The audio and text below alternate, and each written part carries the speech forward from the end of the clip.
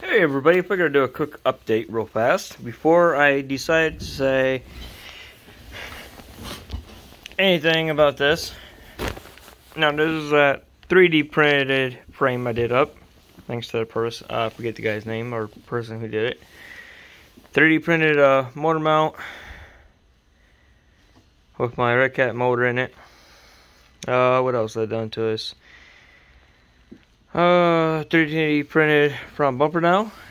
Here's his front bumper.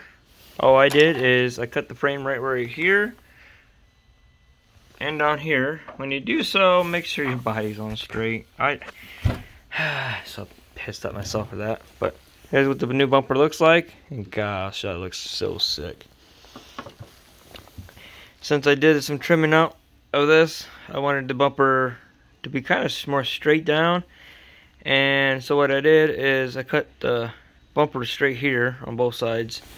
Did the same thing here too. I cut this off so the bumper just don't come on even here. It was laying right for this part because my bed, I had it straight last night, super glued it with this stuff, and you can see in the corner there, this is some strong stuff because I cannot chip it and break it away. And now my truck kind of sits like that. The bed is again cocked, so the cab is going up a little bit and the bed's going up. But if I trim this up, which I might do later, is trim this up and then I can make it more downwards. Same thing with the cab, I could do that too, but since I made the frame, you can tell just like that. That's all it is, just a little trimming up. I can get away with it done. Which I might just do that today too as well. Don't really want to, but I can do it still. I think all I have to do is kind of, because I have to take the front axle off to get to the two screws. Right there's one, and the other one's right there to get to that. Move out of the way to get to it. Then I have to move my axle up so this can actually fit correctly. Because if it didn't, it won't. It'd be like that, like how that looks like there. It'd be like that. So I moved it more forward in the center and got it fixed for that. Don't know if I'm gonna put the mud flaps or those on back on. I don't know if I'm going to do that. And the super glue the body kit on, back bumper, the side pieces can go on and just glue it here and there. Done deal. But I'm going to fix it up. I'm going to sand it, scuff it up, make it look pretty. That way it doesn't look like total chaos. That, you know. And this stuff is pretty good. It's super glue is like, that stuff's super glue. I mean, it's pretty good stuff. Personally, my dress up's too long. I don't know what I did with the other piece at.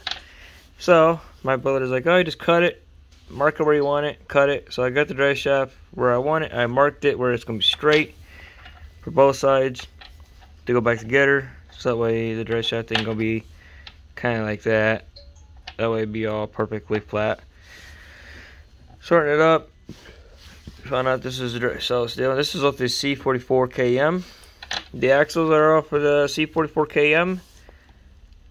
So I mean, you can still use the D12 stuff or the one-speed transmission or the two-speed transmission. You can use that too. No big deal. So all that's done. So now later I gotta take the cab and everything up, make sure, find out where I want it, how I'm gonna have it, because I'm gonna try to do the same thing up here, cut this a little bit down so the cab is closer to the frame a little bit, but I might just leave it because the cab looks okay, so we'll see. So stay tuned. How's it going, everybody? Here's a final update on my truck and what I've done to it so far. Yep, I have a body kit on it now, but the front's kind of raised up still, but I don't think, and the frame's kind of pushed down. But if I remove my servo and cut all that material out of the cab, or where the servo goes, I think I can tuck it in, but I ain't gonna do that. I ain't worried about it. It turns, it drives, so I can't really see it, but up in here, I cut the nips, I guess you want to call it, that drop down. Body mounts, I guess. Yeah, bed mounts. cut those off flush with this, screwed it in. You can kind of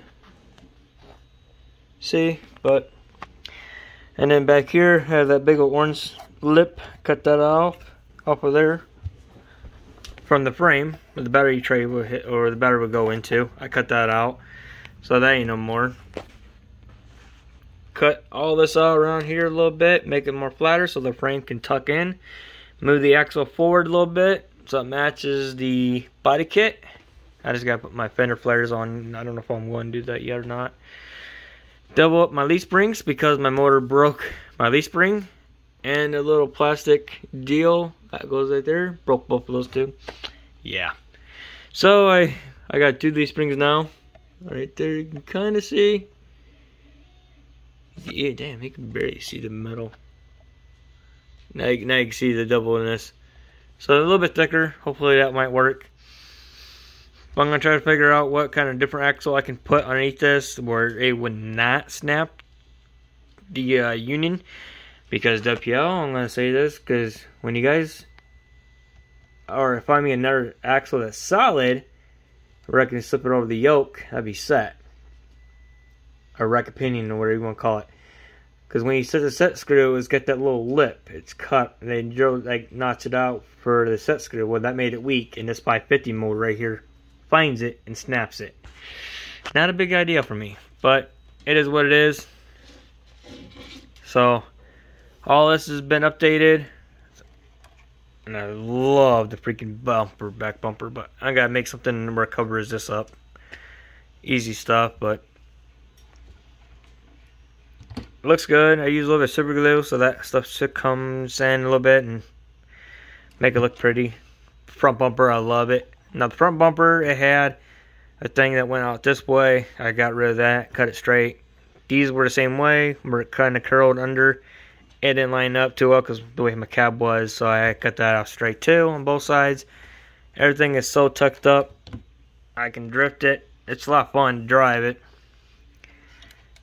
And when it did break, I don't know what side it was on that broke. Fender flares covering in it, but looks good. I like it. Now I'm making a body for my truck here, and also my daughter's pink truck, so I'll show you guys what I'm doing. So here's the truck bed. So I made, this is the one guy's print I did, but it's too small, and it looks like something like this. So it's kind of too small. Oh yeah, that goes on this side because the pieces are missing, and I don't know where they're piece went. Weird. Whatever. So anyway, this was too small, so I made it a little bit wider on Tinker Cab. Made it a little bit wider and a little bit longer, so that way it has that little extra lip that goes underneath the cab, and if I need to, I can trim it.